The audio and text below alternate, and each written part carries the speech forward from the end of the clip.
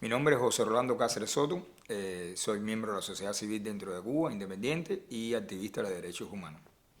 Bueno, yo, José Rolando Cáceres Soto, era un joven como otro cualquiera en la provincia de Pinar del Río, en el municipio de San Juan y Martínez, al cual vivía siempre con los jóvenes jugando pelota en el parque de San Juan y Martínez. Y es un municipio de Tabaco, un guajirito de campo. Como tal, siempre mis inquietudes, cuando ya estaba en sexto, séptimo grado, me ha gustado siempre la historia, leer libre. Yo siempre me ha gustado los libros, aparte de trabajar en el campo y jugar como cualquier otro muchacho, a mí siempre me había gustado leer libros. Y ya estando en noveno grado, al lado de mi casa había un señor, machito perfecto le decían, y era defensor de los derechos humanos. Yo siempre veía que en su casa estaban siempre la policía y hacían el registro, todas esas cosas. Y yo me preguntaba por qué esa persona, incluso su hijo jugaba mucho conmigo, por qué esa persona le hacen eso. Siempre pregunté, pero como joven nunca veías eso, pero no tenía conocimiento. Al cabo del tiempo estas personas tuvieron que irse por refugiados y ese amigo mío, que después lo vinimos a reencontrar aquí en Miami, se fue con su papá y no nos hemos visto más. Al cabo del tiempo, ya pasando mi preuniversitario, siempre viendo la historia de Cuba, que habían algunas cosas que no entendía dentro de la historia. Era un joven que siempre me gustaba leer. Y habían otras personas en San Juan de Martínez, como el profesor de biología, mi profesor de biología de la escuela, Valentín, que era defensor de los derechos humanos también. A Valentín lo expulsan de la escuela por motivo, no por mal profesor, sino era el mejor profesor de biología que había tenido yo. Pero por sus ideas lo expulsaron. Y realmente no era una persona ni violenta ni nada, era una persona, un intelectual, pero simplemente no estaba de acuerdo con el sistema. Y me acuerdo cuando comenzó de verdad ya ¿cómo decir? Esa conocimiento de qué es lo que está pasando en el país, aparte de toda la desgracia. Yo soy nacido en el 77. Valentín un día estaban sacando jóvenes para integrar a la respuesta rápida. Muchos jóvenes los cogen para eso. Y me dice, me llama a un lado, me dice, mira, Rolandito, como decía él, yo sé quién tú eres, con tu familia, que tienen bastante vergüenza, que no te pongan, que no te cojan para eso, porque eso es para darle golpe a personas que realmente lo que hacen es que no piensan igual que las personas del régimen y por pensar diferente quieren golpearlo. Y tú eres un joven y no tienes que estar en eso.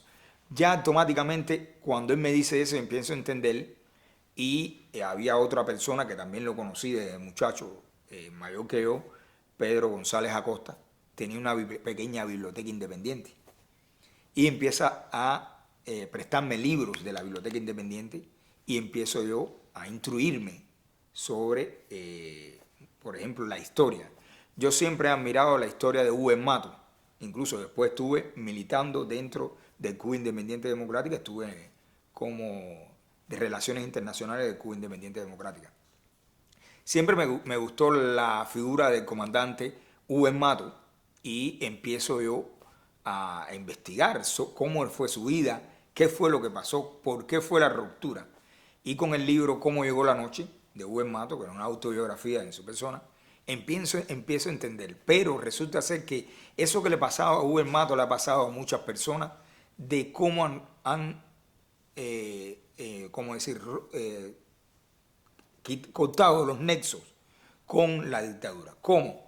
Cuando empiezas a ver que es un sistema que lo que hace es degradar a las personas como tal. Y empiezo a leer otros libros y me acuerdo que empiezo con un amigo a decir lo que yo pensaba y automáticamente a mi casa fue un jefe sector. No fue la seguridad todavía, sino fue un jefe sector, que es como decir la policía normal cubana. Y empieza a decir de que yo no podía visitar más a Pedrín ni a otras personas que eran de los derechos humanos porque estaba relacionándome con elementos antisociales y que podía ir a prisión, que en aquel momento estaba la peligrosidad social, y como yo había terminado mis estudios y no pude coger más nada, y estaba preparando para ver si me presentaba, como decimos en Cuba, tú te presentas a las pruebas de ingreso para coger una carrera. Y ya estaba preparándome para las pruebas de ingreso para coger una carrera. Pero como no pertenecía ni a la UJC ni nada, se me entorpecía el problema de coger una carrera. Incluso, aunque tengas conocimiento en Cuba, si no eres parte de la cúpula de la Unión de Jóvenes Comunistas, a veces no coges carrera en un preuniversitario. Y a raíz de eso, empiezo yo mi activismo con Pedro González Acosta y otras personas en el movimiento Máximo Gómez. Era un movimiento que había en San Juan y Martínez, que estaba Pedrín al frente de ese movimiento. A raíz de eso, en ese momento, no solamente yo desperté, sino había otro joven más, Hidalberto Abascal Quintana, que también vino como refugiado para acá. Hidalberto Abascal Quintana y yo andábamos juntos y empezamos a crear una biblioteca independiente también. Incluso con las amenazas del oficial de la policía, que era el jefe sector de la zona, que le había comunicado a mi mamá que si yo no me relacionaba, si seguía relacionándome con estas personas, que eran en aquel momento, como decir, desafectos, como decir, ellos decían que eran personas de bajo mundo, que eran delincuentes, y para nada, Pedrín no era nada de eso. Automáticamente me podían poner peligrosidad social porque no estaba ni estudiando, ni estaba tampoco trabajando. A raíz de eso, mi mamá cogió miedo y me dijo, te van a meter preso. Seguimos, a mí no me interesó, no me importó las amenazas de ese policía y comencé mi activismo dentro de Máximo Gómez con Pedrín. No llegó ni a los 6 meses, ya me estaban creando un expediente y la primera prisión que fueron 2 años de privación de libertad. Me acuerdo en el 2009 para la prisión de 5 y medio por no trabajar, ellos decían peligrosidad social. Era un mecanismo que tenían para llevar incluso a opositores a la prisión en aquel momento. Simplemente yo había creado la Biblioteca Independiente Zapaticos de Rosa en San Juan y Martínez. Ya tenía contacto directamente con algunas embajadas, como la embajada checa. Tenía contacto también con la sección de intereses de los Estados Unidos en aquel momento, que era sección de intereses, no era embajada. Había la jefa de prensa y cultura, Lynn Roche, al cual le agradezco, empezó a darme y a donarnos libros para la juventud, para niños y para las personas adultas. Y creé la primera biblioteca independiente también en San Juan y Martínez. A raíz de ya de comenzar mi activismo, la seguridad eso era constantemente en mi casa. Ya pasó de macho perfecto, de machito perfecto, que muchos vecinos decían, coño, ya salimos de machito perfecto, algunos comunistas de la cuadra, y ahora tenemos otro contrarrevolucionario en la cuadra. Quiere decir que ellos habían salido de uno para entrar en otro. Y eso fue, vaya, mi mamá tuvo muchos problemas en la cuadra. Incluso cumplió un año de privación de libertad, pero no en la prisión, mi mamá, sino de la casa, producto de que el jefe sector después le puso la vista sobre ella, porque tú sabes que en Cuba los juegos de la lotería son prohibidos. Y a mi mamá le gustaba mucho jugar, era lo que podía hacer, la pobre. Y le cogieron unas listas y a raíz de eso, por su hijo estar en la contrarrevolución, a ella la sancionaron. A raíz de la sanción, yo me volví más rebelde todavía y empecé a defender toda la injusticia que había en San Juan y Martínez. Cuando los campesinos no le daban su dinero de las cosechas, cuando habían desalojos, porque existen los desalojos en Pinar del Río, en las casas, cuando les retiraban las tierras a muchos campesinos porque se quedaban endeudados con el préstamo que le daban para hacer la cosecha. Porque en Cuba las cosechas de los campesinos no son de ellos, son del Estado. Ellos tienen que vendérselo al régimen. Y yo siempre estaba en contra de eso y empecé ese trabajo dentro de San Juan y Martínez. Al tiempo, empecé en La Habana, ya me conocían muchos hoy que son líderes dentro de Cuba, como Elizardo Sánchez Santa Cruz, que estaba en la Comisión de Derechos Humanos. Yo llamaba mucho a Elizardo para dar algunas violaciones de derechos humanos. Conocí también a Berta Soler, conocí a Laura Pollán, también. No había conocido a Ángel Moya porque estaban presos. Recuerden que ellos cayeron presos en el 2003 y yo había comenzado en el 2006 mi activismo como tal. Estando en la prisión en el 2009 conozco a Piña, que fue uno de los 75, que me apoyó mucho en la prisión, a Eduardo Díaz Fleita, de los 75 también, que es como si fuera mi padre, fue el que me acogió entrando a la prisión, y Diosdado Rodríguez, que también era de Matanza, estaba en Pinar del Río en la prisión. A José Daniel no lo conocí en ese momento porque José Daniel lo sacaron de la prisión de Pinar del Río, que era los 75 también, y lo habían sacado ahí, no lo pude ver. Pero Eduardo Díaz Fleita empezamos a hacer, activismo dentro de la prisión, mi primera vez que estuve en la prisión. Al salir, ya me conocían casi todos los líderes de la oposición por mi activismo en mi provincia, y en el 2014 vengo acá a los Estados Unidos como líder juvenil a prepararnos, a capacitarnos como líderes para cuando regresáramos a Cuba transmitir todas las experiencias y las enseñanzas que íbamos a tener acá. En la FIU estuvimos y estaba militando en aquel momento en el Partido Republicano de Cuba. Cuando regreso a Cuba empezamos a organizarnos los jóvenes y creamos en el 2014, finales del 2014, la mesa de diálogo de la juventud cubana, donde era una mesa de diálogo, pero para la juventud cubana, no con el régimen. Voy a explicar porque también muchas personas tendieron a no comprender en qué consistía la mesa de diálogo de la juventud cubana. La mesa de diálogo de la juventud cubana lo que trataba era crear entre jóvenes que pertenecían a organizaciones dentro de Cuba de la oposición, como la UNPACO, como el Partido Republicano, el Cuba Independiente Democrática, varias organizaciones que habían dentro, que eran jóvenes, podernos tener un espacio para reunirnos los jóvenes y crear algunos proyectos para que la juventud cubana en general tuviera la iniciativa de que podíamos hacer cambiar el sistema que había imperante en Cuba. A raíz de eso, para lograr eso tienes que ir empezamos a salir algunos jóvenes en la mesa de diálogo a capacitarnos.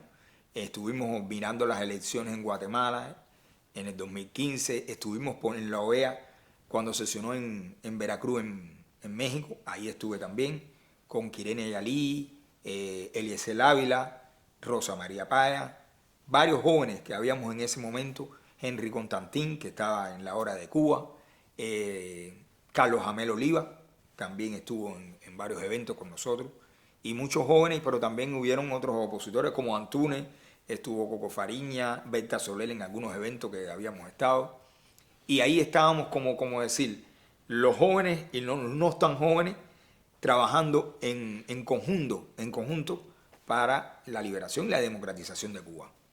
En esos eventos que estuvimos, que también agradezco a la Konrad Adenauer, una institución alemana que nos apoyaba a nosotros, a CADAL en Argentina, con Micaela de Hierro, creamos la Red Latinoamericana de Jóvenes por la Democracia, cual fue su fundador. En aquel momento Micaela de Hierro era la presidenta de esa red, donde había jóvenes de toda Latinoamérica, desde el Perú hasta Cuba, México, habían jóvenes de todos los países latinoamericanos. Y ahí empezábamos a crear, una unión entre los jóvenes latinoamericanos para exportar la democracia a países que la democracia estaba secuestrada, como Cuba, Nicaragua y Venezuela. A raíz de eso creamos muchas organizaciones, creamos muchos trabajos, y Rosa María Paya sale como presidenta de la Red Latinoamericana de Jóvenes por la Democracia, y estando Rosa María se invita al secretario general de la OEA, Almagro, a que fuera a Cuba a recibir el premio Osvaldo Paya, organizado por nosotros los jóvenes. Y habíamos hablado Rosa María Paya, había hablado casi todos los jóvenes, y creamos de que vinieran con otros expresidentes a Cuba, al cual no dejaron entrar a Cuba ni a Almagro ni a ningún otro presidente a recibir el premio, y todos los jóvenes que estuvimos en ese momento fuimos detenidos. y entre ellos yo. A mí en Pinar del Río no me dejaron llegar a La Habana, automáticamente fui detenido en Pinar del Río y estuve 5 días detenido en Pinar del Río. Y otras personas también. Después Rosa María Paya tuvo que salir porque la presión que había y constantemente contra los jóvenes que estábamos haciendo trabajo de verdad dentro de Cuba fue muy grande. Automáticamente ya no pude salir más de Cuba. Automáticamente yo tenía una visa de 5 años, fui vetado por el gobierno, tenía una prohibición de salida nacional y seguí mi activismo. Automáticamente creamos una campaña que se llamaba Poder Joven, de llamar a los jóvenes cubanos a ver, en Cuba tú le dices a un joven de meterse de la política y no le interesa la juventud. Y saben que hay problemas en el país. Pero muchos jóvenes no querían hablar de política porque era lo mismo. Y también sobre la ideología, todas esas cosas, no querían estar. Muchos sabían que podían graduarse en la universidad, pero no iban a tener un futuro. Y el único lo que hacen los jóvenes en Cuba es emigrar.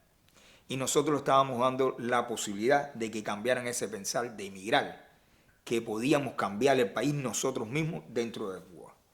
A raíz de eso, ya empezamos a incomodar al régimen y no, me invitan Santiago Álvarez, la Fundación la Fundación Rescate Jurídico de Santiago Álvarez, estaban haciendo unas capacitaciones aquí en Miami, me hacen la invitación para que yo estuviera y no pude ir. También estaba invitado por la juventud alemana, demócrata alemana, a ir a Alemania, no pude salir tampoco porque tenía la prohibición de salida. Pero el día del lanzamiento de la campaña Poder Joven, la íbamos a hacer el 15 de junio, que era el día de la iniciativa juvenil por Naciones Unidas. Y tenía que trasladarme desde San Juan y Martínez, que es donde vivía, hacia La Habana. Son 120 kilómetros más o menos. Habíamos hablado con otra persona que iba a ir para La Habana, que ya tenía el transporte. Tenía que ir yo y mi esposa. Y se filtró por un delator a la hora que iba a salir yo para La Habana y me hicieron un cerco de esos que hace la seguridad de Estado. Cuando salgo, que está en el cerco normal, la persona que me delató viene, que era uno de los que tenía que ir, de los jóvenes que tenía que ir a ese encuentro del lanzamiento donde iba a estar la prensa internacional en La Habana, viene y me dice, oye, esto se jodió, mira, todo está rodeado, están los agentes de la seguridad de Estado con la policía uniformada, ya no se va a poder ir a La Habana. Salgo yo afuera y le digo, ¿y esto qué cosa es? Yo soy Bin Laden y esta cantidad de policía. Entonces le digo a él, mira, vamos a hacer una cosa, ya esto se filtró, tú coges para tu casa y yo voy a quedarme la mía. Y ya, yo voy a llamar y voy a dar la noticia de que me tienen aquí, que no me dejan salir para La Habana y ya, no hay ningún problema. Tú vas para allá. Pero parece que había una orden de la seguridad de Estado de que crearan algún enfrentamiento o algo de eso. Yo salgo, mi esposa está embarazada, es decir, en ese momento tenía 6 meses de embarazo, y salgo para adentro y digo, mira, no voy a intentar salir porque yo sé cómo son estos esbirros.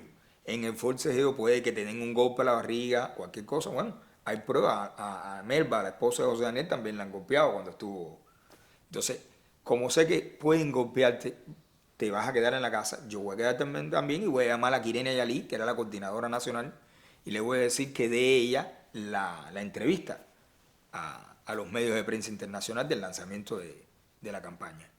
Pero cuando yo entro a mi casa, oigo una bulla enorme, una gritería, y salgo a ver qué pasaba. Estaba supuestamente este joven fajado con un policía que lo estaban deteniendo, pero de una forma violenta, y salgo yo en defensa. Chicos, pero ¿por qué hacen eso? Si ya el objetivo de ustedes era que uno no vaya a La Habana, ya yo no voy a ir, él tampoco va a ir, pero ¿por qué usted esa violencia? Y automáticamente un oficial de la seguridad de Estado, Iván decía que se llamaba, me da un pechazo por el pecho y me tira en el medio de la calle del pechazo que me da. Yo me levanto y cuando me levanto, que salgo en el impulso, me caen arriba varios oficiales de la policía y ese Iván también. Iván de la Rosa, el apellido. Sé el nombre y el apellido porque en el juicio, en el el juicio tuvieron que decir el nombre del oficial de seguridad de Estado que aparece en los papeles de juicio. Automáticamente, al único que montan en un Lada blanco y lo llevan para la estación de policía es a mí. Ahí es cuando me doy cuenta que todo fue preparado y que este joven que estaba en la mesa de diálogo, que no lo montaron y fue el que inició el problema, no lo montan en la patrulla. Me llamó la atención. Bueno, en el tropelaje, un oficial quería coger a mi esposa se puso a gritar, viva los derechos humanos, ustedes son unos asesinos. Bueno, cuando una mujer ve que a su esposo le están dando golpes, todo el mundo sabe todo lo que puede decir en ese momento acalorado. Ella se queda, estaba vestida en la forma de dormir, se queda en la casa y a mí me trasladan a la estación de policía de San Juan y Martínez. Llegando a la estación de policía de San Juan y Martínez, ya todo se veía que era tenían un plan para desaparecerme, como dice el cubano, que cuando llego, dice el oficial de la seguridad de Estado, ahora sí te fuiste completo, porque le diste golpe a un oficial de la seguridad de Estado. Te fajaste con un oficial de la seguridad de Estado. Le dije, no, yo no me he fajado, si el que está golpeado soy yo, ya me habían dado un golpe, tengo el piquete acá, no tengo casi los dientes adelante, lo raqué, no me llevaron ni al médico. Y me dijeron, no, ya tú estás atentado. Automáticamente empiezan a revisarme, porque pensaban, había una memoria flash que ellos tenían interés en ella, que tenía toda la información de la campaña, memoria que no pudieron coger, y gracias a eso se lanzó la campaña. Automáticamente me desnudaron en una celda allí, me desnudaron completamente y empiezo a pelear con ellos. Automáticamente ya me mandan, me dejan en la celda, estoy 5 días, de ahí me sacaron, mandaron a buscar ropa a mi esposa y me sacan por la parte de atrás, me llevan al técnico, después de los 5 días que estaba en la celda, me llevan al técnico y es donde veo al mercenario que fue ultimado en el anillo de seguridad de Nicolás Maduro, pero en ese momento no había tenido ningún careo conmigo, fue en otra ocasión. En esta vez solamente lo que hizo fue tomar el nombre de los detenidos por parte de la seguridad de Estado que me mandaron para una celda. Ahí en la celda estuve 15 días, pero Coco Fariña, estaban en aquel momento los jóvenes del Phantom en Pinar del Río, habían creado, al enterarse que yo había caído preso, y también jóvenes de la Mesa de Diálogo de la Juventud Cubana, en todo Cuba hacen una acción para que me liberaran. ¿Y cuál fue la acción? Era, todos los jóvenes se presentaron en todas las unidades de la estación de policía, en Pinar del Río, en La Habana, en Villa Clara, en Guantánamo, en Las Tunas, y presentaron su carnet de identidad y dijeron, bueno, en Pinar del Río hay un joven que está detenido golpeado y nosotros venimos también que queremos que nos detengan igual que ese joven. A raíz de esa presión que Coco Fariña, en aquel momento Cuesta Murúa, Berta Soler, muchos líderes dentro de Eduardo Díaz Fleita, que ya estaba en libertad, empezaron a presionar, eso fue en el 2017, automáticamente me sueltan con una fianza que tampoco quise pagar, porque dije, realmente el que salió dañado, al que atentaron contra él fue a mí, el que salió golpeado fui yo. En ningún momento el oficial de la seguridad de Estado yo atenté hacia él, sino él fue el primero que atentó hacia mí y varios policías también que se unieron en la agresión. Automáticamente me soltaron y me dijeron, no, estás a disposición del tribunal, no puedes salir del país, aparte que tenía una prohibición de salida, no podía salir tampoco. Y me citan a los 3 días de soltarme otra vez en el técnico, un oficial de instrucción para decirme que el fiscal Javier, que está aquí en los Estados Unidos, están buscándolo también, Javier Valdés fue el fiscal, me manda a buscar para una entrevista con el fiscal. Entrevista que me dice que estaba acusado de un delito de atentado, desacato y resistencia y ultraje. Me quedo así, bueno, ¿me puedes explicar cuáles son esos delitos? Que yo no he cometido ninguno. Me dicen, bueno, no solamente tú, tu esposa también va a estar instruida en el mismo caso, producto de que si no colaboras con la seguridad de Estado, tu esposa va a ir presa también. Dígole, bueno, pero es que mi esposa no ha hecho nada. No, no tienes que colaborar. No voy a colaborar. Bueno, por eso fue que mi esposa después estaba dentro del mismo caso. Nos pusieron un caso, en el caso de atentado, ella no, pero sí le pusieron un delito de resistencia y desacato a mi esposa Yamilka Bascal con un estado de gestación de 7 meses. Ya tenía en aquel momento 7 meses de embarazo. Y que habían dicho de que ella se había cagado en la madre de Raúl y de Fidel Castro. Automáticamente eso es lo que estaba pesando en los papeles. Llegamos al juicio, día de juicio, un juicio cerrado, y todo estaba ya cuadrado, que sabían que yo iba a cumplir. De los 7 años que me pidieron, 5 años de privación de libertad, fue el veredicto. Aquellos no me dejaron hablar ni en defensa. A mi esposa la dejaron hablar y mi esposa le dijeron, bueno, usted está acusada por decir que se cagaba en la madre de Fidel Castro y de Raúl. Y me río porque mi esposa, del valor, en aquel momento no le interesaron que estaba embarazada ni nada, pero tuvo un valor tremendo, se paró y dijo, bueno, ahí dice en el papel de los fiscales que yo grité que me cagaban la madre de Fidel y de Raúl. Bueno, ya que usted está puesto ahí, que yo no lo dije, yo lo que dije fue abajo Raúl, abajo el partido, ustedes son unos asesinos, pero ya que ustedes lo tienen puesto en el papel, tengo la satisfacción y yo en pleno tribunal me cago en la madre de Fidel, de Raúl y de todos los comunistas. Automáticamente se cayó el tribunal aquel completamente, era un juicio cerrado, la seguridad estaba encabronada, miraron a la abogada que estaba defendiendo en aquel momento, que todo el mundo sabemos que los abogados tienen las manos amarradas cuando hay un delito contra la seguridad de Estado. Automáticamente nos detuvieron ahí, automáticamente nos sacaron de la sala de juicio y nos mandaron a esperar la sanción. La sanción que vino fueron 5 años, a mi esposa 2 años de limitación de libertad, estaba en aquel momento embarazada y la mandaron también. Automáticamente ya llego, me acuerdo, entré a la prisión el 4 de agosto, mi niña grande, el día 5 de agosto era su cumpleaños, yo entré un 4 de agosto, teníamos una hembrita pequeñita del matrimonio que tengo con mi esposa ahora, y el varoncito. La niña estaba enferma y yo había salido en aquel momento, estaba esperando la sanción después de pasado el juicio. Esperando sanción, no me mandaron un papel que tiene que... nada de eso. Estoy yo en la calle esperando la sanción del tribunal y me acuerdo que voy, y eso lo sabe el pueblo de San Juan y Martínez, y lo que digo, iba camino yo a la farmacia por la calle Real, en chol, una chancleta y un pullover, iba caminando y venía el jefe sector caminando de frente y me dice, un momento para hablar con usted. Y yo, no, con usted conmigo no tiene que hablar, que tiene que hablar con usted conmigo. Y dice, no, para que vaya ahí al sector que tengo que hablar con usted. Y yo, conmigo usted no tiene que hablar nada.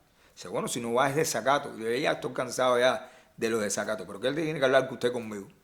Y en el momento que estamos hablando, que él está diciéndome esas cosas en la calle, frente a la peluquería, en San Juan y Martín, que iba en dirección a la farmacia, se parquean varios lados de la patrulla y vienen personas estas de las boinas negras, se bajan y me detienen, me ponen las esposas, ¿no? Y me montan en un lado, automáticamente con la cabeza abajo, directo, no sabía dónde. Yo pensé que era una detención por algún día, como hacen con los opositores. Cuando levanto la cabeza ya iba entrando al 5:30, al área 1 de la prisión provincial de Pinar del Río. En chancleta, short y pullover, sin nada arriba. Y con la receta de la niña mía de que tenía fiebre, que iba a comprar unos paracetamol. Directo a la prisión. Ni mi esposa, que estaba en la casa con los niños, sabía dónde yo estaba. Ni mi mamá, nadie de mi familia sabían que me habían llevado para la prisión ese día. El 4 de agosto del 2017. Entro a la prisión, me acuerdo que bajándome en las primeras caras que veo, Teniente Coronel Yusmani, que hoy en día es jefe del órgano de prisión en Pinar del Río, que Michael Osorbo, en la misma prisión donde está Michael Osorbo. Que Michael Osorbo también sabe quién es Yusmani. Hay muchas denuncias sobre Yusmani. Estaba también Dairén, que era el segundo jefe, y Rodolfito, que era el jefe del órgano en aquel momento.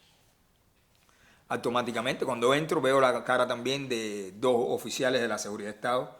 Uno que le decían Alexi, un flaco largo, que era el que atendía por la Seguridad de Estado la prisión, supuestamente, como me dijo él.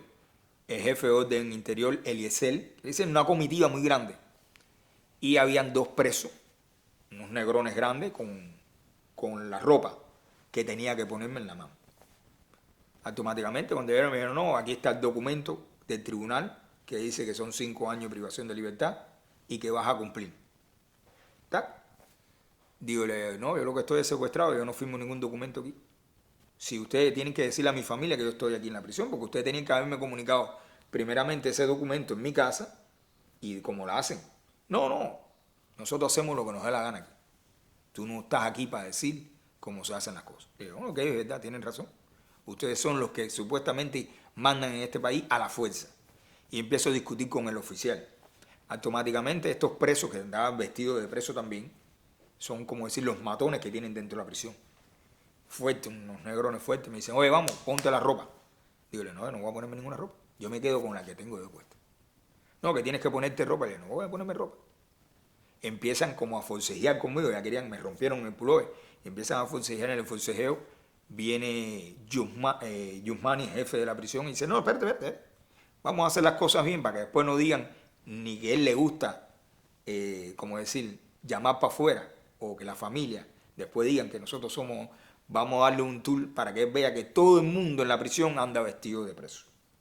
Me bajan para el hueco, que es como le decían a la 1 en un cubículo. Me bajan para abajo, cuando me bajan para abajo, estaban todos los presos al lado de la cama, como en firme, parecían militares. Yo no entendía si dicen que son delincuentes y están ahí, ¿cómo pueden estar en firme como si fueran militares? Estaban todos vestidos con la ropa gris. Y dice, mira, el único que no estaba vestido es aquel de la esquina allá, que me acuerdo era el pelotero Norlis Concepción, un pelotero del equipo de Pinar del Río, muy famoso en Pinar del Río, pero estaba preso por vender los juegos, algo de eso. Yo no entiendo mucho esos términos, pero estaba ahí preso. Y era el único que estaba vestido de blanco completamente. Digo, bueno, ¿y por qué él está vestido de blanco? Y dice, no, porque no hay ropa para él. Estoy hablando de un mulato fuertón, los brazos. Y digo, bueno, si para él no hay ropa, para mí tampoco puede haber ropa, porque estoy demasiado flaco. Le quiero decir es que no voy a ponerme la ropa. Bueno, si no te pones la ropa, vas para el calabozo. Le digo, bueno, voy para el calabozo. Y de ahí salimos y me metieron para las tapiadas que hay en el hueco también. En la parte de esto es un sótano abajo en la prisión, el que estaba en las 5:30, ¿sabes? Ahí estuve 10 días exactos. Al 10.º día me sacan, estaba yo con el choli y el pullover roto, en la celda aquella ahí del área 1 te echan mermelada de guayaba, porque hay una santanilla que en Cuba le dicen santanilla, es una hormiga pequeñita que se llena de todo eso, entonces te cogen, no te dejan dormir y las picadas son fuertes y una calor enorme allá adentro, y más los mosquitos también. 10 días que vaya insoportable, no se lo deseo a nadie. Me sacan y me dicen, mira, ahí está la ropa, ponte la ropa porque mira para allá. Y entonces, en la parte cuando tú sales de la prisión, que vas para el salón de visita, tienen una celosilla y tú puedes ver la familia cuando van llegando. Y cuando veo a mi esposa con el niño dentro de un cargador y la hembrita más, que tenía 2 años en aquel momento, en el coche. Y a Michael, un opositor, y otros opositores más que ayudaron a mi esposa a que me llevaran la visita de aseo, que es como le dicen, le dan a todos los presos por el reglamento, cuando tú entras le dan una visita de aseo, que es para que la familia te lleven aseo. Cuando veo a mi esposa, viene con estas personas y dice, mira, tú la ves ahí, te toca la visita de aseo, pero lo único que tienes que hacer es ponerte el uniforme. Tú sabes que viene el policía bueno y el policía malo. El policía bueno fue el que vino. Mira, ponte el uniforme, que de todas formas es para ponértelo, para que vayas a ver a tu esposa allí y ya, recojas tus cosas, tus pertenencias, el aseo, algunas cositas de comida y normal. Dígole, no, yo voy con esta misma ropa que tengo, con la chancleta que tengo, el short y este pullover roto, sí, con eso voy.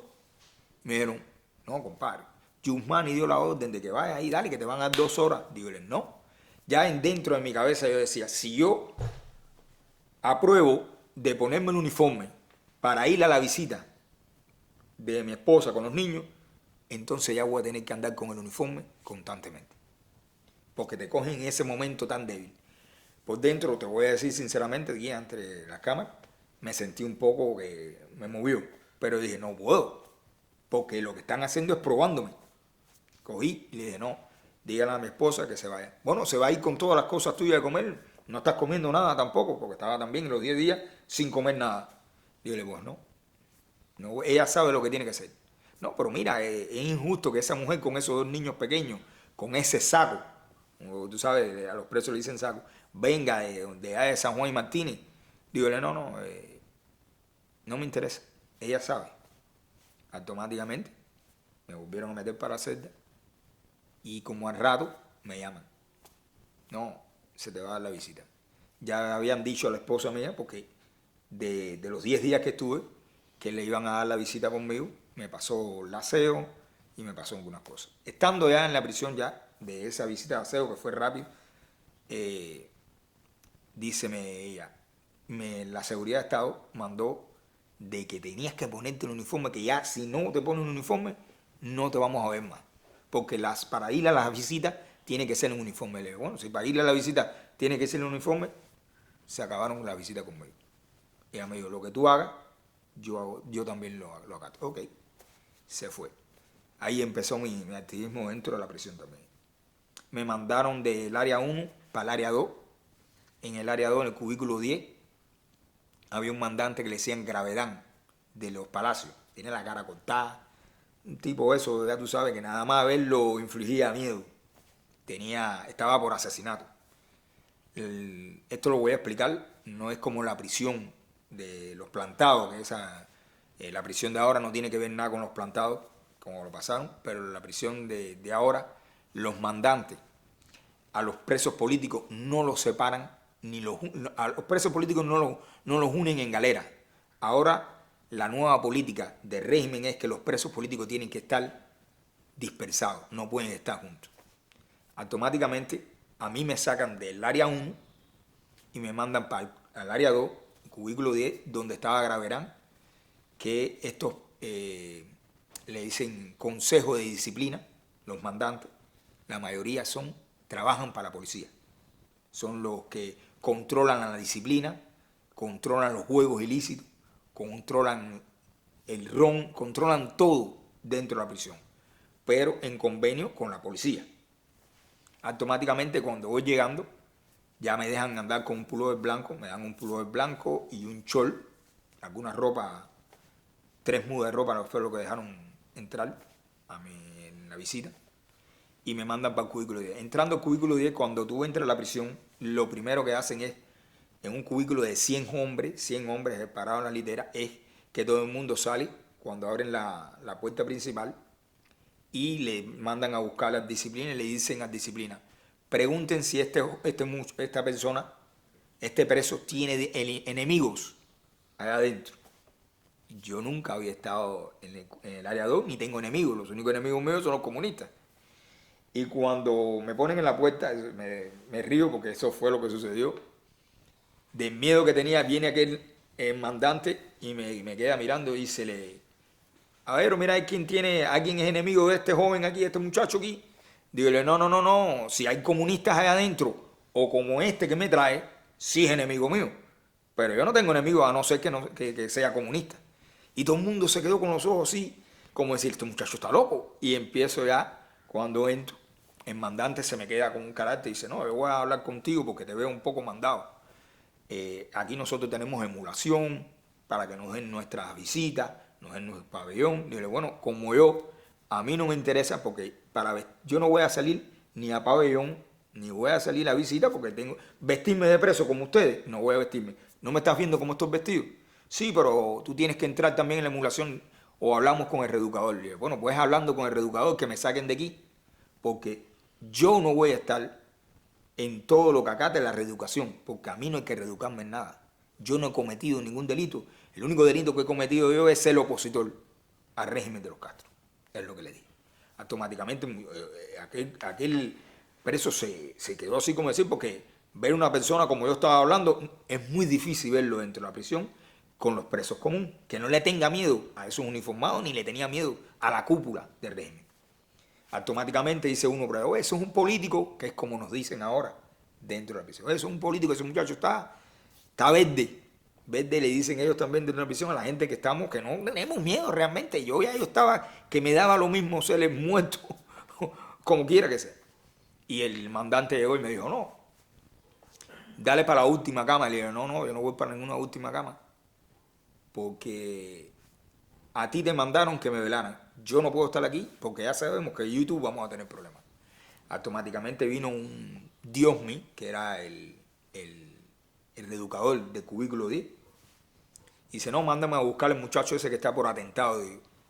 Y cuando me manda a buscar me dice, no, me dijeron que tú no quieres levantarte para el recuento. Le dije, no tengo que levantarme ni para el recuento, ni tengo que ir al comedor a buscar nada. Yo tengo mi comida, que es lo que tengo que estar comiendo yo, no tengo que ir al comedor. Y empezamos ya los enfrentamientos entre reeducador, el mandante. Casi en la semana estaba yo 3 o 4 veces en la celda de castigo, porque decían que yo entorpecía, ¿cómo se llama? La emulación del cubículo.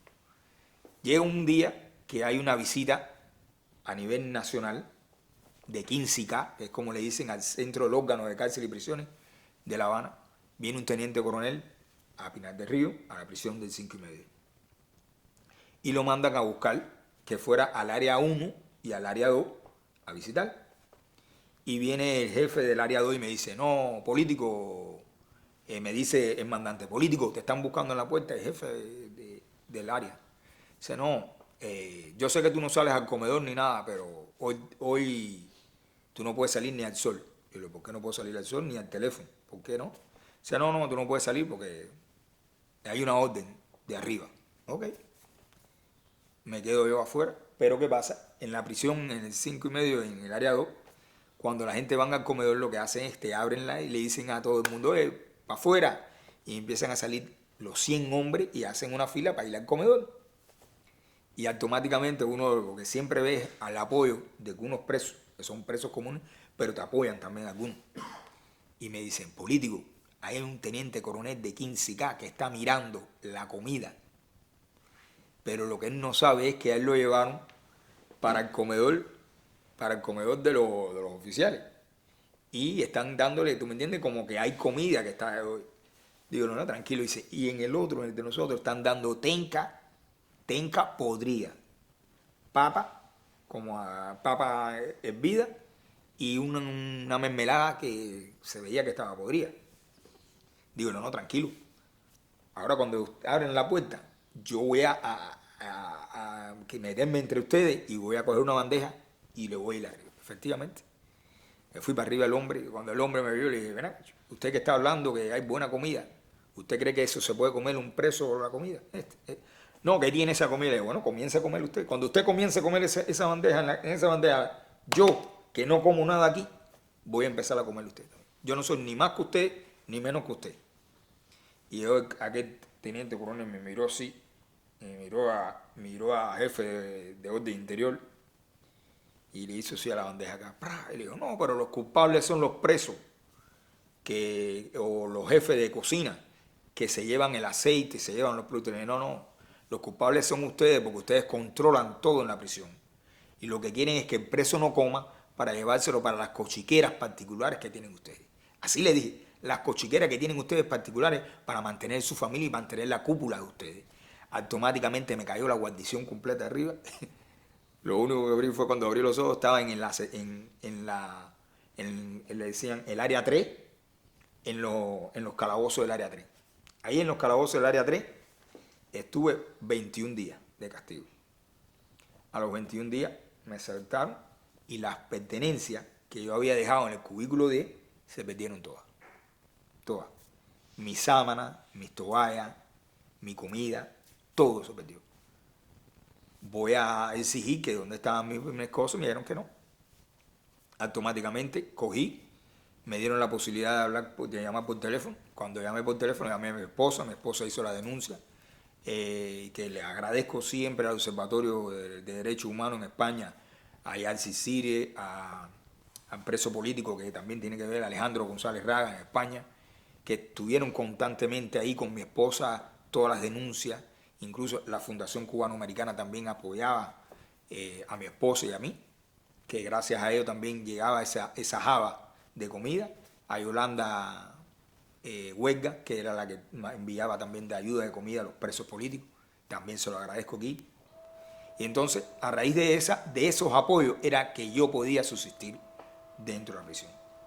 Y también lo que me llevó a esa sobrevivencia dentro de la prisión, que por eso agradezco todos estos programas que haces tú, es las historias de esos plantados, los libros que he leído yo de personas que han pasado las prisiones en Cuba. Entonces, al ver cómo ellos se mantenían firmes, yo dije, ¿por qué yo no me puedo mantener firme también en mi convicción, en mi lucha dentro de la prisión? Si lo pudieron también después, los últimos que lo hicieron fueron los 75, yo también te puedo hacerlo.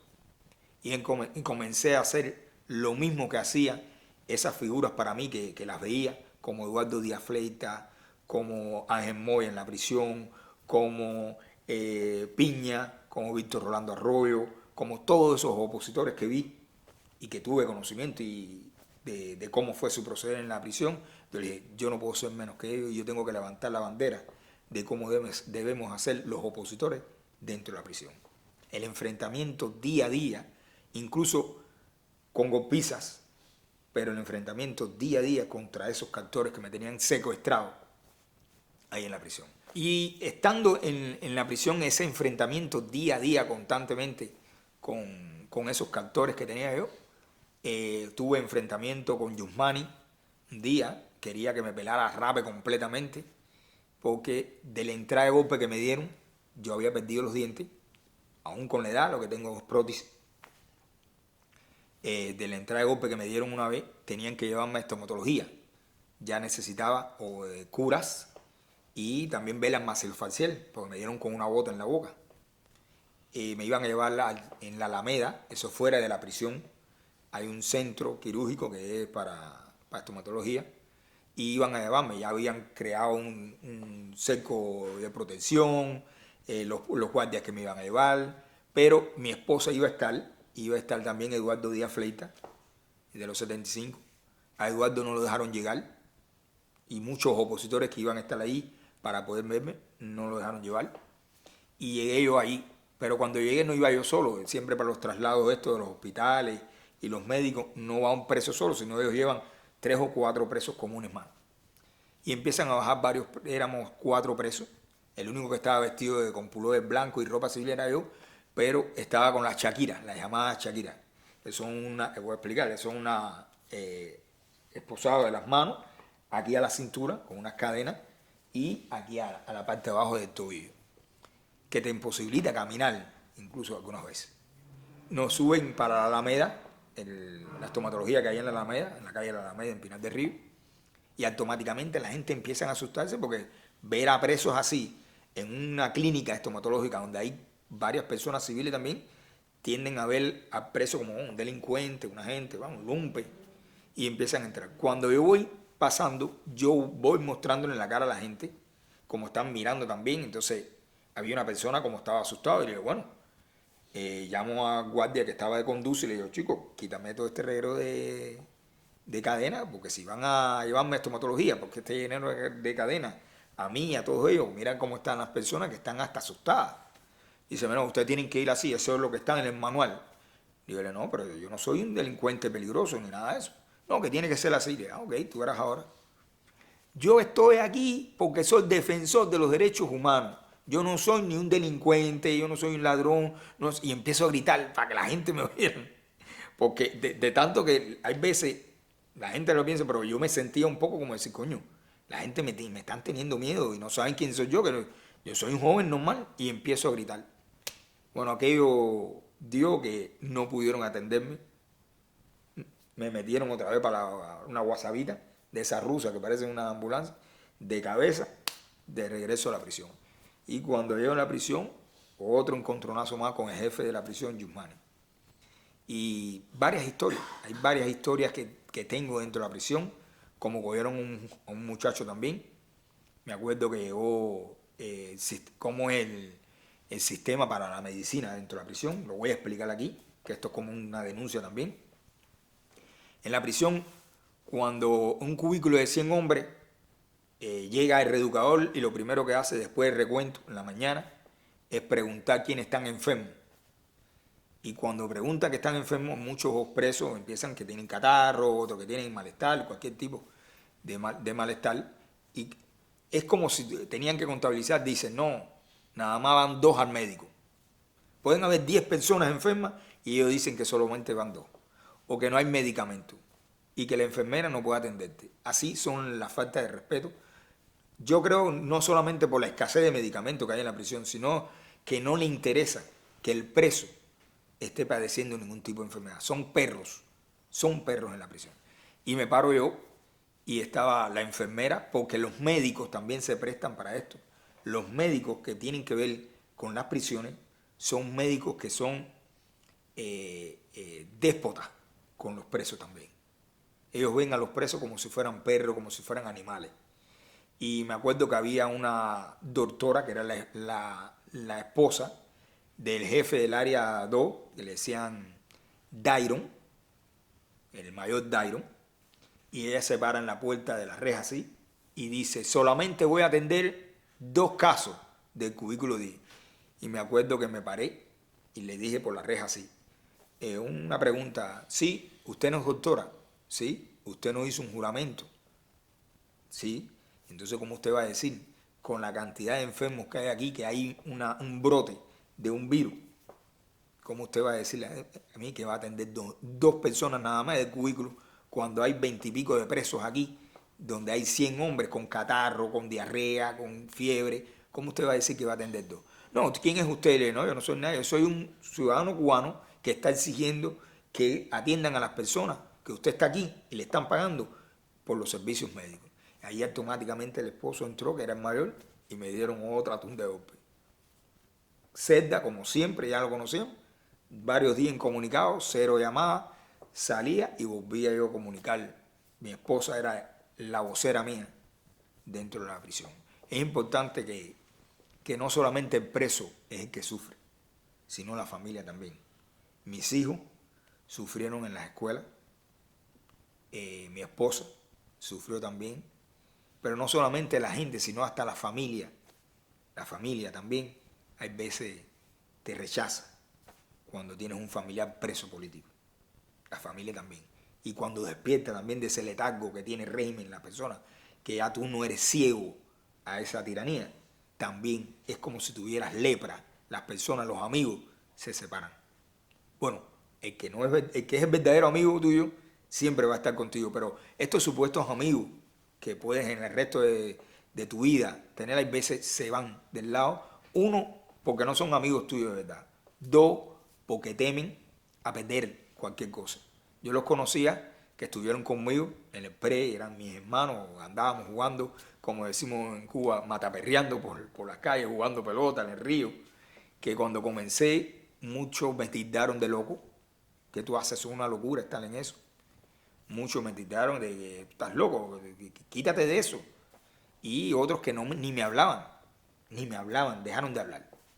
Bueno, en la prisión estuve los 5 años y el último día, lo voy a explicar porque fue un día bastante trágico para mí, porque para darte la libertad en la prisión, en Pinar del Río, te mandan para el 5, para el 4, disculpa.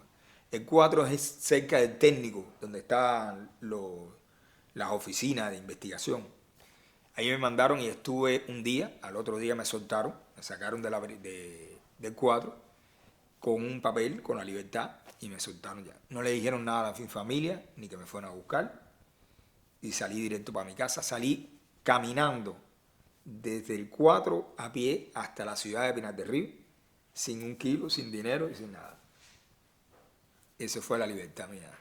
Cuando llegué, mi esposa, la contentura, los niños, todo. Después todo el mundo me llamó, Radio y Televisión Martí, todos los amigos, se llenó de mi casa de hermanos de lucha, nada más que se enteraron de mi libertad. Y de ahí no me paré en mi activismo. continué mi activismo. Saliendo de la prisión, vinieron a amenazarme de que podía volver a la prisión. Y es cuando me coge el 11 de julio. El 11 de julio viene un amigo mío a mi casa. Me entero porque mi teléfono no tenía ni dato, ni conexión, no se podía llamar. Mi teléfono estaba muerto, no tenía señal de ningún tipo. Me llama la atención por la mañana cuando me levanto, que digo, coño, ¿qué le pasa a mi teléfono? Estando en mi casa. En mi casa no, ya estaba en la ciudad de Pinar del Río viviendo con mi esposa y los niños. Y no me entero nada. Y un vecino viene y me llama y me dice, oye, mira lo que está saliendo en las redes. Y cuando veo que por WhatsApp habían personas que habían hecho un grupo de llamar a los pinareños a reunirnos frente al gobierno provincial en el Parque de Independencia para salir a pedir libertad, como estaban haciendo en varios municipios. Y automáticamente mucha gente dijeron, oye, este es el momento, ya todo el mundo estaba loco y los que tenían señal se llamaban a, oye, y salimos. Me va a buscar un opositor, Luisito de Pinar del Río, Omar Suárez Campos, al que le partieron la cabeza también y le dieron golpe, que nos íbamos a reunir frente del IPE, que para ir al Parque Independencia, que está frente con frente al partido provincial. Caminando ya estaba la turba, estaban varios de respuesta rápida, pero no habían hecho nada. Estaban como que los habían cogido de sorpresa a todos ellos. Pero después que el puesto a dedo de Díaz-Canel sale en la televisión llamando al pueblo a las calles, al combate, y como decía, las calles son de los revolucionarios, fue cuando esa fiera, por decir la palabra así, de toda la respuesta rápida, es cuando ya que estaban atemorizados, cuando vieron la masividad de gente en Pinar del Río, automáticamente salieron desaforados. Por eso que Pinar del Río, hay muchas personas aquí que después me llamaron del exilio, coño, no vimos tanta gente en Pinar del Río. Pinar del Río tiene una situación que, por ser la provincia más alejada también, y ese guajiros, como decimos nosotros, son una provincia de gente noble, el régimen es más agresivo en las provincias porque no hay ni prensa internacional, no hay prensa independiente muy fuerte, que no hay ningún tipo de información, de que no hay ni tampoco embajadas. Y automáticamente, cuando Díaz-Canel dijo eso en la televisión, las fieras se soltaron. Se soltaron, nos fueron arriba. A mí me dieron golpes, mi esposa no salió, mi esposa tuvo que quedarse en la casa con los niños. A Luisito también salieron a buscarlo. A Omar Suárez frente del IPE, es un preuniversitario que hay de la calle, como decimos en Pinar del Río, que no es becado. Llegando, le fueron arriba, le partieron la cabeza y nos dieron golpe. Después decían que fue el pueblo el que nos dio golpe, cuando realmente no fue así, que fueron ellos mismos, la seguridad de Estado y policías vestidos de civil, miembros del partido vestidos de civil, que estaban dando golpe. Ya tenían la orden de violar y de matar a quien quisieran ellos. Automáticamente no vi más nada. Fui enviado a 4, que es el lugar, como decir, Villamarita en La Habana, en Pinar del Río, el 4 de la carretera San Juan, es el centro de la seguridad de Estado, de detención y de tortura. Ahí automáticamente me llevaron y ahí estuve ese día 11, el 12, mi esposa ve en la televisión que sale el nombre mío, el de José Daniel, que está José Daniel Ferrer, porque somos José, por orden alfabético, que lo dan en el noticiero. Automáticamente me sueltan, a Omar también, con la partidura de cabeza, y nos soltaron. No me enjuiciaron. Tenía días de haber salido de la prisión, no me enjuiciaron, y pasó lo del 11 de julio.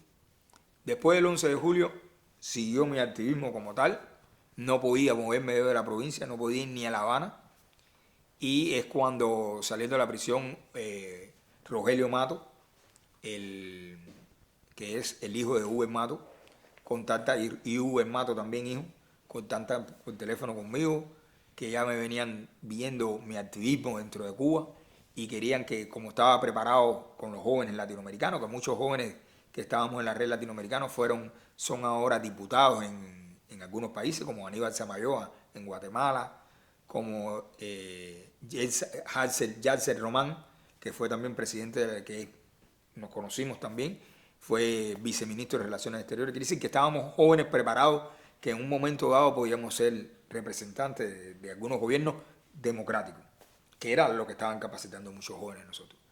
Bueno, a raíz de que tenía esos conocimientos, que tenía muchas relaciones internacionales, el Cuba Independiente quería de que yo fuera parte de ellos y que fuera de relaciones internacionales. Y estuve con ellos trabajando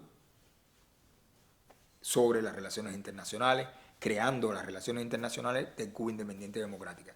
Y qué mejor que quien que me abrió los ojos, que fue la historia y la vida del comandante Hugo Mato, qué mejor yo dar mis conocimientos para darle a esa organización del Cuba Independiente Democrática. Ahí estuve trabajando como periodista también, haciendo algunos escritos para el panorama pinareño primeramente, que lo tenía en Pinar del Río, que desapareció, era del ICLE, y después estuve trabajando con el CID, que tienen La Nueva República. Es un folleto donde se reparte a las personas para que tengan conocimiento de lo que está sucediendo en Cuba. En La Nueva República lo que escribíamos era lo que hay en Cuba, que los medios de prensa estatales no reportan. Violaciones de derechos humanos, violaciones a los campesinos, personas adultas en la miseria, cuando pasaba un huracán que no informaban la realidad de cuántas casas realmente han sido devastadas, y de cuál era el apoyo de los proyectos, supuestamente estos proyectos de la revolución, que no funcionan. También denunciábamos la situación caótica de los centros hospitalarios en Pinar del Río. Quiere decir que estábamos bien enfocados y trabajando en eso.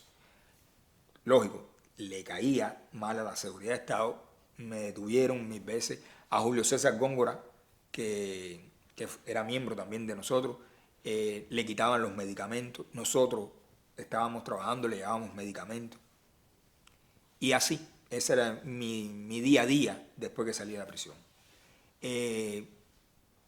Empiezan las MIPYME, que es un momento de eso, y por la Fundación Rescate Jurídico, y Landy, que es mi amigo en lo personal, es vicepresidente de la Fundación Rescate Jurídico, y Santiago Álvarez, hago un escrito una investigación sobre las MIPYME, porque muchas personas aquí se estaban dando un discurso de que las MIPYME era la posibilidad de que el pueblo cubano tuviera esa solvencia económica y esa libertad económica. Y automáticamente yo, con teléfono en mano y cámara, como decimos, que es el arma del opositor dentro de Cuba, empiezo a ir a algunos negocios privados, supuestamente privados, y empiezo a exponer la realidad de que realmente yo los vi en mi investigación que es una manera de buscar divisas para algunas personas en la cúpula del régimen. En Pinar del Río hay una tienda muy famosa que antiguamente era un establecimiento estatal y pasó a privado, supuestamente, llamado le decían el Parque Pionero. En el Parque Pionero estaba esa tienda, que era de Cubanacán, y en esa tienda vendían de todo, como decir aquí en Estados Unidos, entrar a un Publix, a un Walmart, lo mismo lo había en esas tiendas, lo que en unos precios altos y en dólares.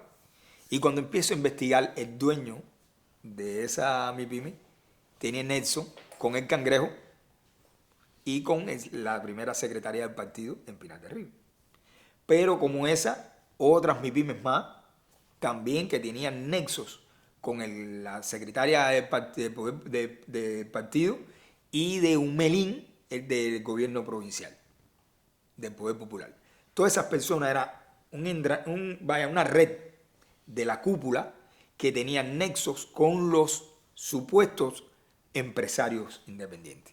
Quiere decir que no eran empresarios nada, eran testaferros de estas personas. A raíz de eso me mandan a buscar a la Embajada de Estados Unidos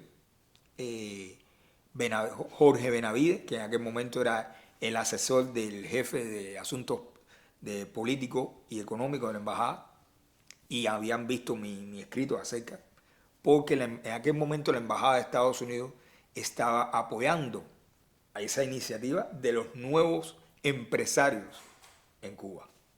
Todo es por el mal, como decir, por la administración demócrata que había en aquel momento, que pensaban que esa era una vía para democratizar la Cuba y era una vía para que el régimen siguiera teniendo los medios y el financiamiento que estaba perdiendo por algún lugar. Cuando hago ese escrito, el mismo funcionario de la Embajada de Estados Unidos, en aquel momento Jorge Benavides, me dice, coño, muy bueno el escrito, yo se lo voy a enseñar a las personas que le van a interesar y queremos que vayas a Estados Unidos, porque estás nominado al premio Carlos Alberto Montaner al mejor periodismo independiente. El anterior lo había ganado Henry Constantin en La Hora de Cuba. Y vine aquí a los Estados Unidos con una visa de 5 años a recibir el premio Carlos Alberto Montaner, que me dio la Fundación Rescate Jurídico, con Santiago, de manos de Santiago Álvarez y su esposa, al cual le agradezco mucho lo que hicieron por mí, lo que han hecho también por todos los cubanos dentro de Cuba, un patriota muy fuerte, aún de haber tenido en su casa a todos esos emprendedores supuestamente en su casa. Entonces, lo que hice con Santiago fue demostrarle a él, porque él había recibido a estas personas, que tenían nexos. Los mis primeros tenían nexos con el gobierno, con el régimen. Automáticamente, cuando regreso acá, vengo aquí a los Estados Unidos, que recibo el premio, ahí vuelvo a conocer algunas amistades, damas de blanco, personas que hacía años no veía, volvimos a conectar, pero yo tenía 2 niños. Tengo la niña grande en Cuba de mi primer matrimonio, mis 2 pequeñitos también, y mi esposa había venido también, que fue cuando la conociste. Ya habíamos visto plantada también, faltaba plantado, la que faltaba era plantada, que estabas haciendo en aquel momento, Lilo. Automáticamente ya regreso, solamente estuve en diciembre, enero, regresé a Cuba. Cuando regreso, porque mi lucha estaba dentro de Cuba, mi lucha. Siempre he dicho que el luchador cuando se va de Cuba, de esa pelea diaria, me siento como que he perdido parte de mi alma. Porque ya me había adaptado a estar constantemente ese pelear contra ese régimen allá. Se había vuelto habitual, si no discutía o no peleaba. Incluso con vecinos que eran comunistas, que son los que me velaban. Cuando estábamos aquí en los Estados Unidos, que regresamos, pasamos todo el control que pasa a todos los opositores cuando regresan a la isla. Y no querían dejarme entrar. Me dijeron, no, vas a tener que virar. Dile, bueno, únicamente que pongan guardia con armas, porque voy a brincar el muro si no me dejan. Eso es en la parte, como ellos dicen, en la frontera. Me metan para el cuartico que meten a todo el mundo cuando vienen de ahí al aeropuerto. En el cuartico estaba uno que le decían Alejandro, que era de Pinar del Río, de la Seguridad de Estado.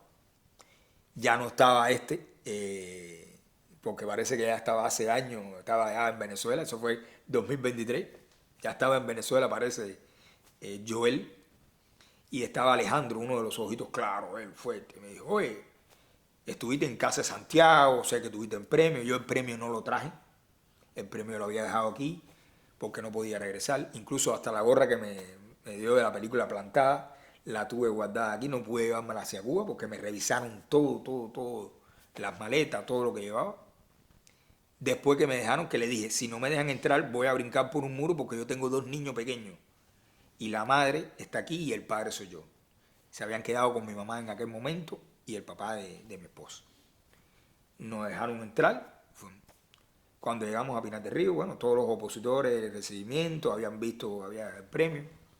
Y Santiago, su esposa Carmen, el día de los Reyes Pagos, quería hacer una actividad con los niños. Yo vivo en una comunidad en Pinar del Río, que le decían el Ranchito, una comunidad que fue con el huracán muy damnificada, personas con lonas negras, aún todavía hay personas que tienen de techo una lona negra, los niños andan sin zapatos, no es ni el lugar ni Miramar, ni el punto cero donde vivían todos estos comunistas, ni donde vive Díaz Canel, ni donde pasan los turistas. Estamos hablando de un lugar en Pinar del Río donde el marginado, incluso cuando Benavides, el cónsul americano, fue a visitarme, que vio en la zona que vivía vio que era una zona bastante pobre. Pero como pobre hay algunos comunistas que les gustan vivir pobres y defienden la miseria. Os lo digo así también. Pero había muchas personas que no defienden la miseria porque viven mal. Y le agradezco a Carmen en confiar en mi esposa. Y el Día de los Reyes compramos una cantidad de juguetes y compramos muchas cosas. Pero inteligentemente compramos los refrescos, compramos los cakes en las MIPYME para si hubiera algún problema de un niño con una intoxicación o que el régimen pudiera crear algo, de tantas veces que hemos chocado con ellos, hay que tener, tú me entiendes, la luz delante de lo que puedan hacer. Lo compramos todo en las MIPYME con papeles para cuando ellos vinieran decirle, no, si el niño se intoxicó fue porque ustedes dieron un cake en mal estado y vayan donde está el cangrejo que es dueño de la panadería, dulcería. Ya ahí nosotros teníamos la explicación. Pero creamos aquel día una fiesta enorme, los niños estuvieron contentos. Ya había pasado, vaya, los niños estaban, ese día se sintieron los más alegres con la cantidad de juguetes y de dulces y cosas. No fue que llenamos un local de juguetes y le pedíamos a los niños que entraran y escogieran ellos el juguete que querían. Pero no juguetes malos, sino juguetes que mandaron dinero para comprarse. Al otro día, la jefa del técnico en Pinar del Río es una negrona grande, mayor, y me manda a buscar una patrulla que me fueran a recoger al frente de mi casa. Llegan, no tenemos cita, usted está detenido, van, y me montan en la patrulla y me llevan para el técnico. A mi esposa no, porque estaba con los niños. Cuando llegó el técnico, estaba esta mujer, le había dejado la puerta entreabierta de la oficina y empieza a decirme que me iban a levantar un delito de, ellos le dicen, contra los menores, algo contra los menores, ¿tú me entiendes? Dígole, no, yo no he hecho nada contra los menores. Dice, sí, tú hiciste una actividad política con los niños y estabas usando a los niños en política. Dígole, no, yo no estoy usando a ninguno de los niños en ninguna política. En mi casa lo que se habló allí fue, se oyeron música infantil, se dio caramelos, se dieron dulces, se dieron juguetes. En ningún momento nadie dijo, ni Díaz-Canel Cingao, así le dije yo, ni Díaz-Canel Cingao, ni Abajo Raúl, ni nada de eso, ni nada. Ahí lo que se vio fue todo netamente con los niños. Y dice, no, tú utilizaste a los niños en política. Yo no utilizaba, dice, usted recibió dinero de un terrorista. Digo, ¿qué terrorista? Yo no sé de lo que ustedes están hablando. Sí, usted recibe. Bueno, si vamos a hablar de recibir dinero de terroristas y de que utilizar a los niños en política, ustedes son los que utilizan a los niños en este país para la política. Porque en la escuela, a los niños míos, los otros días lo llamaron la atención porque no fueron a un acto político en el parque de Pinar del Río en apoyo a un grupo terrorista que mataron israelíes y atacaron a los israelíes, que son los Hamas, y ustedes fueron allá en apoyo al pueblo palestino y apoyo a Hamas. Y eso sí es apoyar el terrorismo. No, en ningún momento la persona que mandó el dinero ha apoyado nada de terrorismo, porque ha mandado hasta para Cuba dinero. A muchas personas ayudando en medicina, ayudando en cosas para las personas. En ningún momento lo he visto yo ni tirando una bomba ni nada. Pero ustedes son los que les gustan trivializar las cosas. Ustedes sí pueden hacer las cosas y nosotros no. Ustedes todo lo complican y hablan del terrorismo cuando ustedes son más terroristas. Entonces la negra aquella empezó, y lo digo, decir negra porque es verdad que estaba aprieta, yo soy prieto, pero estaba aprieta. Y empezó aquella negra a encabronarse, pero ella lo que estaba esperando era que yo hiciera alguna acción para que entraran todos los guardias y ahí automáticamente creamos un delito, que es lo que no tenía. Ya cuando no pudieran hacer más nada, dice, no, ya yo estoy detenido, puedo irme ya. No, ya se puede ir. Y ya cuando me iba saliendo, que me habían entregado mi carnet de identidad, díceme, yo lo único que te puedo decir, corrupción de menores, es como dice el delito que pueden con un menor.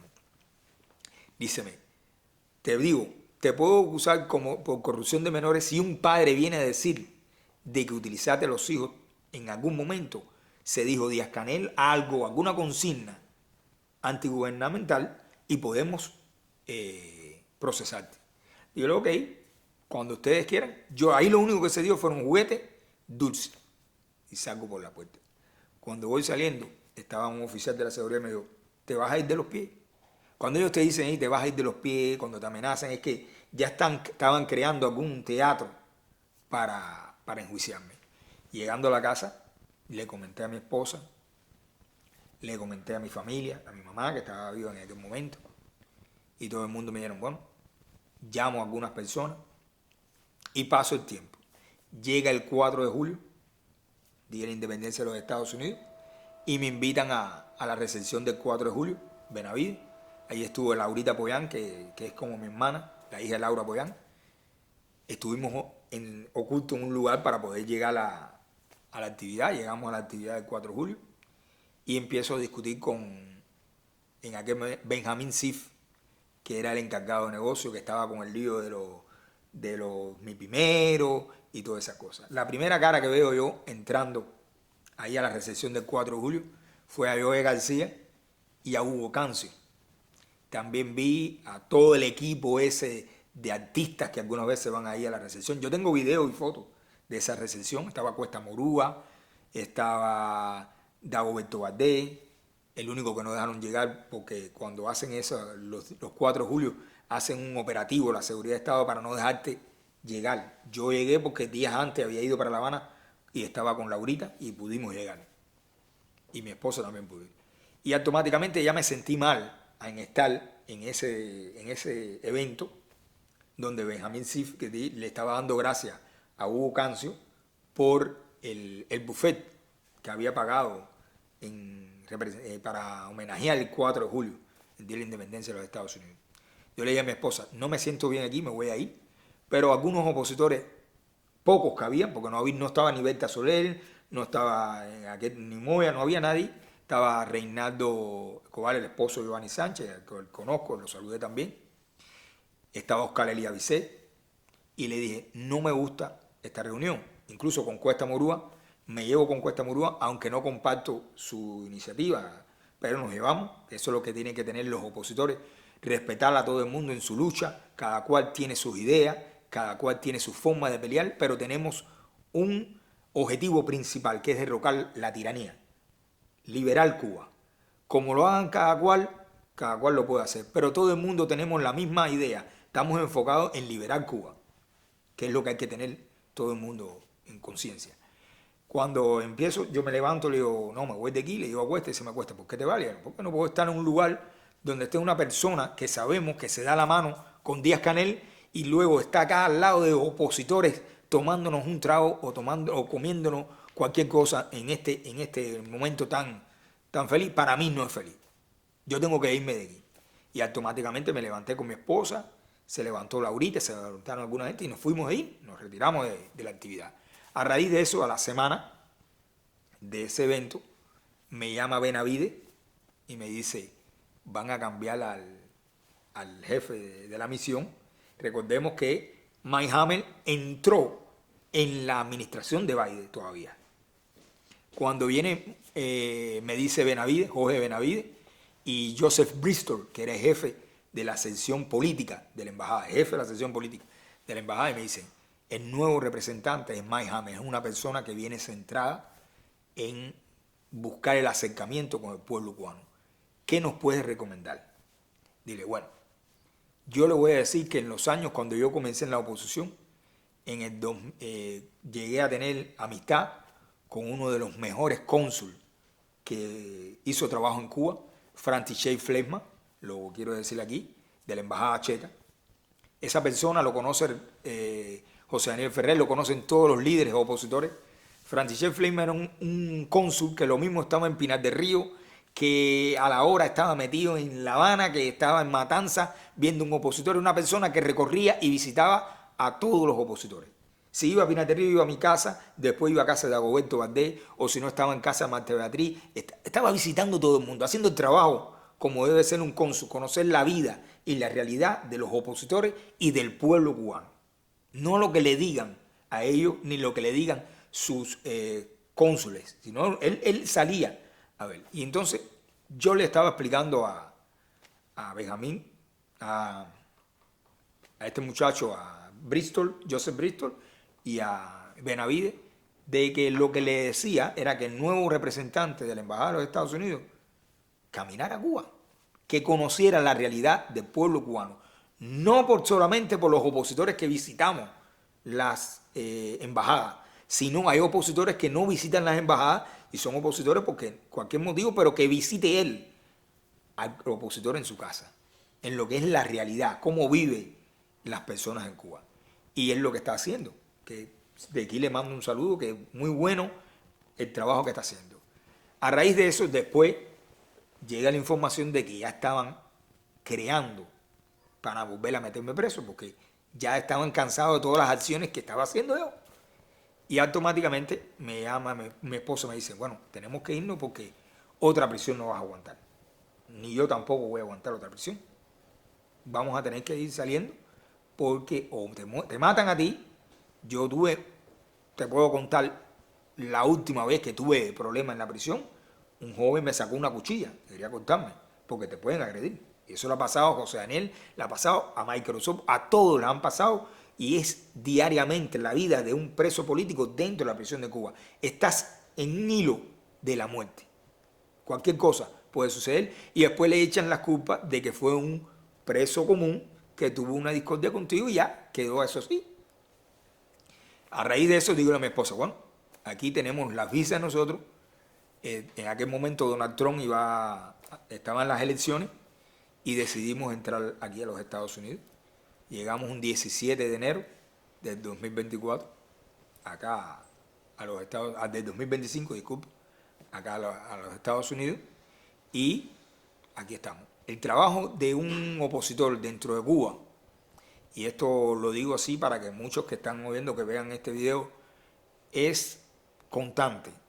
Tú tienes que ser una persona que deje el ejemplo en el barrio de firmeza a lo que tú defiendes, de buscar esa libertad económica, para lograr esa libertad económica, para tener electricidad, para tener salud, para tener todo lo que están pidiendo. No es salir a la calle a gritar, pongan la luz, denme comida. No. Yo le digo a ese pueblo cubano que está allá que lo que tiene que pedir cuando sale a las calles es libertad. Con libertad lo tienes todo. Con libertad tu familia puede vivir. Yo sufrí estar lejos de mi madre. Habíamos dejado a los niños pequeños porque tuvimos que salir huyendo yo y mi esposo para acá por miedo que nos metieran presos. Y mi hermano me llama un día y me dice, oye, la vieja se fue. Pero me dijo que ni loco. Yo había entrado con una visa de 5 años, yo podía haber regresado. Pero me dijo, ni loco porque te están esperando y te van a meter preso. Mis niños tuvieron que quedarse con el abuelo, con el padre de mi esposa, porque mi esposa tampoco tiene a su madre viva. Y hoy por hoy están allá en Cuba pasando lo que pasa todo cubano. Apagones, todas esas cosas. Y yo todos los días rezo porque esa dictadura se caiga. Porque yo no quiero vivir acá. Donde yo quiero vivir es en mi Cuba, pero una Cuba libre. Pero decidí venir para acá porque la libertad lo es todo. Y es lo que le digo a ese pueblo cubano. Para poder regresar nosotros los que estamos aquí, porque yo sé que hay muchas personas que están viviendo aquí en los Estados Unidos, muchos plantados de esos, que los veo aquí en la calle, personas amables que decían en las escuelas que eran terroristas, que ponían bombas, que eran asesinos. A esos alzados, como decían ellos, bandidos, los he conocido y son personas humildes. Son personas que te dan la mano, te apoyan. Son personas que tienen humanidad dentro de su corazón. No como los comunistas, que te están dando la mano para apuñalarte por la espalda, que te están dando la mano para robarte el alma. Y eso es lo que siento yo. Por eso cuando llegué aquí y conocí en el 2014 a muchas de esas personas y de la historia que me contaban, lo repliqué dentro de Cuba. Cuando esa película Plantada, que me llamaste y me dijiste, quiero pasarla en Pinar del Río y quiero que no lo sepa nadie, pero lleva a la gente para que no caiga en manos de la seguridad, yo la tenía como un tesoro. Y se la mostré, me hizo todavía, y se la mostré a todo el mundo. Y todavía hay gente en Cuba que habla de Plantada y ven, porque no solamente plantado llamó la atención de los hombres valerosos, pero plantada desnudó el horror de esas personas, de hombres, hacia las mujeres. A mujeres valerosas que simplemente lo que hicieron fue levantar su voz como la levanté yo, como la levantó mi esposa, como la levantaron muchas personas, como la ha levantado Lisandra Góngora, como María Cristina, como la ha levantado toda esta juventud nueva que está desde el 11 de julio preso. Y mucho antes del 11 de julio. Por eso yo le pido al pueblo cubano que miren lo que ha pasado en Venezuela. Que miren lo que ha pasado en Venezuela, que era un país que tenía recursos, un país que lo tenían todo, era la Suiza de las Américas, y como el comunismo, ese sistema de Hugo Chávez, degradó a ese país. Es lo mismo con nosotros. La historia, yo digo, es como una rueda, se repite y se repite cuando los comunistas tienen el poder. Cuba era antes del 59, mis abuelos me lo decían, un país próspero, a la Cuba que hay hoy. Ese Carlos III, iban las personas, caminaban, era una limpieza. Hoy Cuba es el basurero mayor de las Américas. Es lo que se ha vuelto Cuba. Por eso lo que pido es que el pueblo cubano pida libertad. No pida ni apagones, ni comida, porque mañana le dan a las personas comida, pero no tienes libertad. Eres un esclavo de esas personas. Un esclavo que te pueden estar dando comida, te pueden dar casa, pero sigues siendo esclavo. No tienes libertad.